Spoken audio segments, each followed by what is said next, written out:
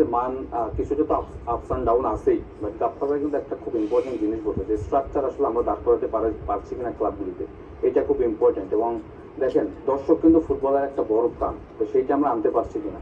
এটা তো ঘরোয়া ফুটবল অনেকদিন ধরে অ্যাবসেন্স। দেখেন এখন যেটা হয় যে এখন আমরা যে কোনো জায়গাতে কিন্তু আপনার এক্সাম্পল টানতে গেলে বসুন্ধরা কিংসের কথা বলতে হয়। দেখেন আজ থেকে 20 বছর আগে আবার যখন গাফফারবারা খেলতো, আমরা তো তাদের নাম শুনে কিন্তু আমরা ফুটবলে মানে ইন্টারেস্ট ফিল করেছি, দেন আমরা প্রফেশনাল ফুটবলার হয়েছি। একটা জেনারেশন গেছে আর একটা জেনারেশন আসছে, আবার আমাদের দেখে একটা জেনারেশন ফুটবল খেলেছে। তো ফুটবল সারা পৃথিবীতে এরকমই। আপনি যখন তারকা ফুটবলার হবেন, ইন্ডিভিজুয়াল প্লেয়াররা যখন আসলে মাঠে দর্শক আনতে পারবে, তখন কিন্তু আসলে ফুটবলের ক্রেজটা তৈরি হবে। এখন ফুটবলের যে একটা হাইপ তৈরি হয়েছে, আপনি দেখেন কেন হাইপটা তৈরি হয়েছে। হামজা বাংলাদেশে ইনক্লুশনের কারণে।